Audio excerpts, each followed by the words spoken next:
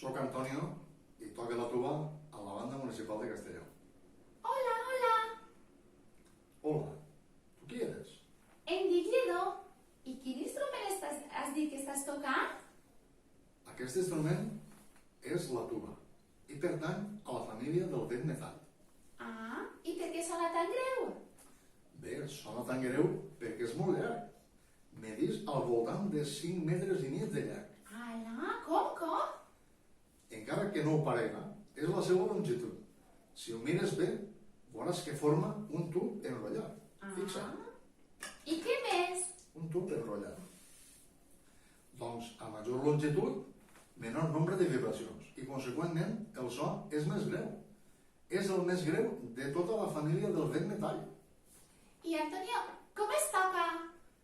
Bé, si vols, t'ensenyo primer quines són les parts que formen la tuba. Sí. Val. En primer lloc, tenim el tudell, que és on comença l'instrument. Fixa't bé, és tot este tub fins ací. Després tenim el que és el cos, on estan els cilindres o pistons. I finalment, la campana, que és la part més oberta de la tuba i és per on és el so. Tota la forma d'aquesta tuba és cònica, progressivament des del tudell fins a la campana. El so es produeix tirant l'aire a través d'aquest aparell que veus així, que es diu boquilla, i és el punt d'unió entre el músic i l'instrument.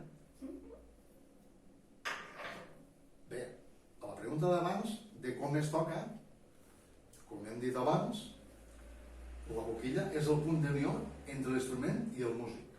Aleshores, s'han de col·locar els llavis en la boquilla i bufar-li aire dins, de manera que els llavis vibren i és així com se produeix el so. Vols que fem una nota? Sí.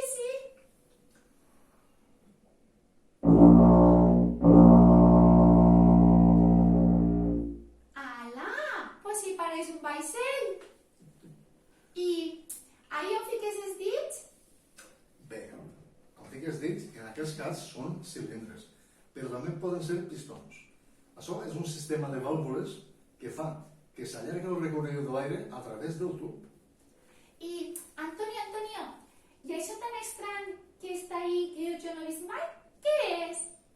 Et refereixes a aquest aparell? Sí. Val. Doncs això és una sordina d'estudi i la seva funció és apagar el so per a que soni menys, vaja. I per què? Te ho explicaré. Els músics, a banda d'assajar amb els companys de la banda, hem d'estudiar a casa. Estudiar? Sí, estudiar. Els músics estudiem a diari. Vaja, com els esportistes que entrenen a diari. Això sí, de vegades, a hores intempestives. Així que, utilitzant la sordina, es minimitza el so i estalvies algun possible problema de convivència. Antonio, jo podria tocar la tuba? Per què em fas aquesta pregunta? No sé, m'agrada molt, però veig molt gran. No et preocupes. Hi ha tubes per aprendre molt xicotetes, per a xiquets i xiquetes. A més, hi ha una mena de suports que et resoldran aquest problema. De veres? Ara m'agrada més. Després de tot el que m'has dit, m'agrada molt més. Mira, pots aprendre com qualsevol altra persona, ja siga gran com menuda. Així que jo t'anime a que aprengues i entres en aquest món fantàstic de la música i aprengues a tocar l'instrument més bonic de tots, que és la tuba. Sí.